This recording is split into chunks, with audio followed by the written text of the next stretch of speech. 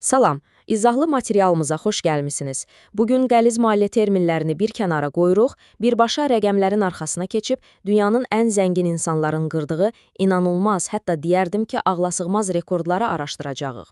Dünyada bu qədər dəyişiklik baş verərkən, bu sərvətin necə toplandığını anlamaq həqiqətən hamımız üçün çox vacibdir. Odur ki, gəlin vaxt itirmədən dərhal başlayaq. Yaxşı, gəlin birbaşa məsələnin içinə daxil olaq. 14,2 trilyon dollar. Bəli, düz eşitdiniz. Bu, sadəcə növbəti bir statistika deyil. Bu, dünyadakı 2781 milyarderin ümumi cəmlənmiş sərvətidir. Təsəvvür edə bilirsinizmi? Bu rəqəm o qədər böyükdür ki, əvvəlki bütün rekordları alt-üst edir. Hətta dünyanın bir çox inkişaf etmiş dövlətlərinin ümumi iqtisadiyyatından belə qat-qat böyük bir məbləğdən danışırıq. Sərvət üçün sözün əsl mənasında rekord bir il oldu. Bəs yaxşı, bu qədər yeni milyarder və bu inanılmaz rəqəmlər necə ortaya çıxdı? Bilirsiniz, gerdə qoyduğumuz il qlobal səviyyədə inflyasiya və siyasi qeyri-stabilliklərlə yadda qaldı. Amma qlobal səhm bazarları sanki bu çətinlikləri heç vecinə də almadı. Təbii ki, bu sərvət heç də hamı arasında, hətta zənginlərin öz aralarında belə bərabər paylanmayıb. Diqqət edin, yalnız ən üst pillədəki 20 milyarder cəmi bir il ərzində sərvətlərinə tam 700 milyard dollar əlavə edib. Yəni, böyümə mütləq şəkildə piramidanın ən zirvəsindəki o kiçik, elit qrupda cəmləşib. Məbləğlərin nə qədər nəhəng olduğunu artıq anladıq. Bəs bu trilyonlara sahib olan insanlar reallıqda harada yaşayırlar?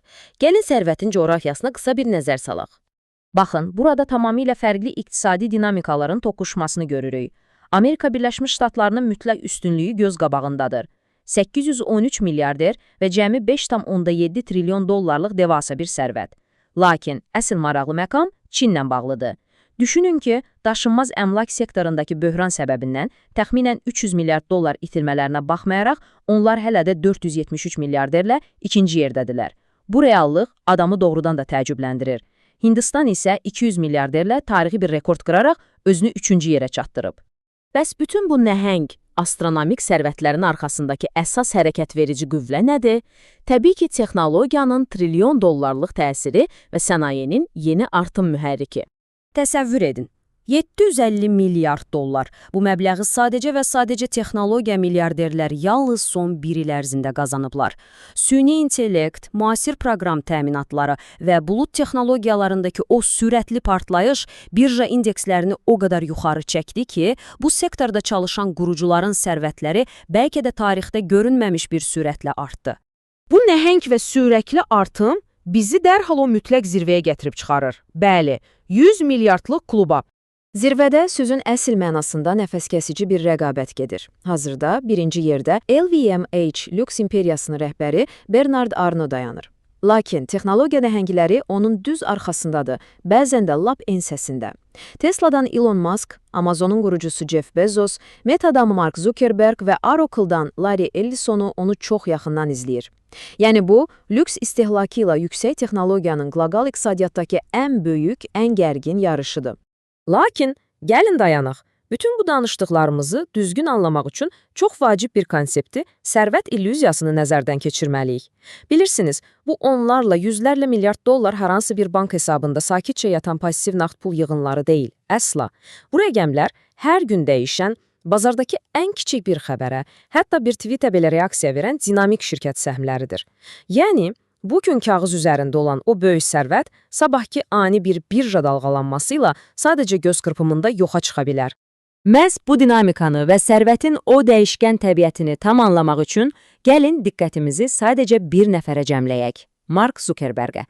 Yəqin xatırlayırsınız, hər şey 2004-cü ildə Harvard yataqxanasında çox sadə bir şəkildə yaradılan Facebook'la başlamışdı. Daha sonra 2012-ci ildə şirkətin birjaya çıxmasıyla həqiqətən böyük bir sıçrayış baş verdi. 2015-ci ildə Zuckerberg gələcəkdə şirkət səhmlərinin 99%-ni bağışlayacağını vəd etdi. Nəhayət, 2021-ci ildə tamamilə fərqli bir vizyonla şirkətin adını Meta olaraq yenilədi. Bir yataqxana otağından qlobal bir rəqəmsal nəhəngə gedən tam bir tarixi yüksəliş hekayəsi. Bax, bayaq qeyd etdiyin o sərvət illüziyası məsələsi tam olaraq burada özünü göstərir. Zuckerbergin sərvəti, inanın ki, bir an belə sabit deyil. Wall Street-in Meta'nın mənfəət gözləntilərinə necə reaksiya verməsindən asılı olaraq, o çox qısa bir müddət ərzində düz 25 milyar dollar itirə də bilər, ya da tərsinə, səhmlərin kəskin bahalaşmasıyla bir anda Jeff Bezosu belə geridə qoya bilər. Yəni, hər şey sadəcə və sadəcə şirkətin o anki performansından asılıdır. İndi gəlirik ən vacib məqama. Biz bu cür nəhəng sərvət sahiblərini əslində necə dəyərləndirməliyik? Forbes-in qiymətləndirməsinə görə Zuckerbergin öz gücünə zənginləşmə, yəni self-made balı kifayət qədər yüksəkdir. Ondan 8. Çünki adam bu sərvəti sözün əsl mənasında sıfırdan yaradıb. Lakin onun xeyriyyəçilik balı sadəcə 2-dir. Bu isə istər-istəməz beyinlərdə bir sual, bir maraq oyadır. O, bu kağız üzərindəki nəhəng sərvətdən reallıqda necə istifadə edir? Bəs bu qədər böyük məbləğlər gerçək dünyada nəyə çevrilir?